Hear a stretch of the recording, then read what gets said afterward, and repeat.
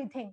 अब दूसरे फैक्टर की बात करती हूँ। बेसिकली ये फैक्टर भी बहुत अहम है, लेकिन इस पे बाद में इसलिए करती हूँ क्योंकि मेरे एक्सपीरियंस के मुताबिक लोगों को मेंटल हेल्थ इश्यूज उनके सोचने के अंदाज जो जिसको हम कॉग्निटिव डिस्टॉर्शंस कहते हैं। कॉग्निटिव डिस्टॉर्शंस होता है अनहेल्पफुल थिंकिंग स्टाइल्स, पैटर्न होते हैं थिंकिंग के। अगर आप नेगेटिवली सोचने के आदी हो जाते हैं तो आपको डिप्रेशन भी हो सकता है, एंजाइटी भी हो सकती है, आपको बाइपोलर डिसऑर्डर भी हो सकता है, आपको यहाँ तक कि पर्सनैलिटी डिसऑर्डर भी हो सकता है।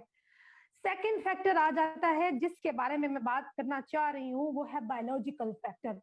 बायोलॉजिकल फैक्टर आपके जेनेटिक फैक्टर्स होते हैं, यानी कि आपके खानदान में कोई मौरूसी मर्ज है जो पीछे से चला जा रहा है, जो आपकी जीन्स में मौजूद है, आपके दादा परदादा, आपके नाना परनाना, आपके पीछे की जो फैमिली है, बैकग्राउंड है, उसमें लाजमन या तो हाइपर एक्टिविटी मौजूद है जिसकी वजह से आपकी आपके बच्चों में और बच्चों के बच्चों में हाइपर एक्टिविटी ट्रांसफर हो रही है, फॉर एग्जाम्पल, या फिर डिप्रेसिव स्टेट एंटर होती है, या फिर आपको कोई भी पर्सनालिटी इश्यूज आ रहे हैं तो वो लाजमन आपके खानदान में भी चीजें मौजूद होती हैं। गुस्सा ना आना भी कोई एक खासियत नहीं है, गुस्सा आना एक नेचुरली चीज है। जब लोग मेंटल हेल्थ इशू मिसाल के तौर पे गुस्से की बात करते हैं तो गुस्सा आता है तो वो मौरूसी भी हो सकता है, आपकी खानदानी भी हो सकता है, ठीक है, जो आपके जीन्स में भी मौजूद हो सकता है। कजन मैरिजेस होती हैं तो ये वाले डिसऑर्डर्स जो हैं ये शिफ्ट भी होते हैं, आगे ट्रांसफर भी होते हैं, बच्चों के बच्चों में भी और आगे भी चीजें ये शिफ्ट होती हैं, जैसे बाकी मौरूसी चीजें शिफ्ट होती हैं। Biological factor is a main factor also, क्योंकि बहुत से लोग जब आते हैं तो उनके खानदान में बाइपोलर डिसऑर्डर, डिप्रेशन है, खास तौर पे एंजाइटी है, बच्चों में हाइपर एक्टिवनेस है और इस तरह के दीगर मसाइल हैं वो आते हैं।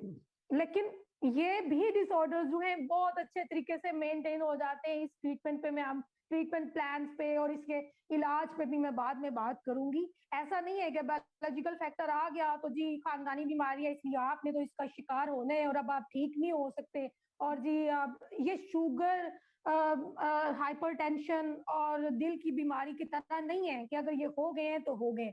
हाँ, कुछ परसेंटेज ऐसी है, जैसे सिजोफ्रेनिया है जो मालिखौलिया उर्दू में कहते हैं। सिजोफ्रेनिया के जो पेशेंट्स होते हैं वो ट्रिगर कर जाते हैं, उनके ब्रेन की फॉर्मेशन में न्यूरोट्रांसमीटर्स और सारे जो बैलेंसिंग है वो डिस्टर्ब हो जाती है, मौरूसी बीमारी होती है और वो इस हद तक बिगड़ चुकी होती है कि उसका फिर इलाज एक हद तक किया जा सकता है और मेंटेनेंस और मैनेजमेंट ज्यादा की जाती है जिंदगी में, तो उनके बिल्कुल 100% ठीक होने के चांसेस बहुत कम है, वो स्वेयर हालात है। तो एक ये फैक्टर हो गया। अब आते हैं तीसरे फैक्टर पे। मैंने आपको अभी तक दो फैक्टर बताए हैं। नंबर वन, आपका जिंदगी का लाइफस्टाइल टोटली, कॉग्निशन से लेके आपके सोने जागने और खाने पीने की रूटीन से, ठीक है। अब तीसरी, अच्छा इसमें जो मैंने बात की ना, इसमें एक अहम पॉइंट है फिजिकल एक्टिविटी।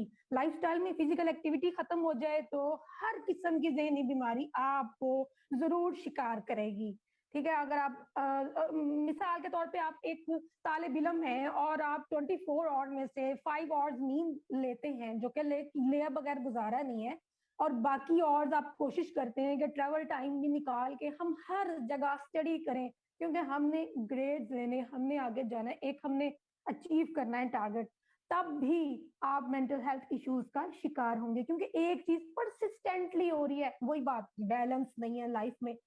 मैं जरूर हल भी बताऊंगी आपको, क्योंकि जब मैंने आपको मसाइल बताने हैं तो मैंने इसका एक एक हल भी बताना है। हल बताए बगैर ये थोड़ी है कि दरवाजे बंद हो गए अब इसका हल नहीं है, भाई हम तो स्टूडेंट्स हैं, अब हम क्या करें, हमें पढ़ना पड़ता है और ये वो।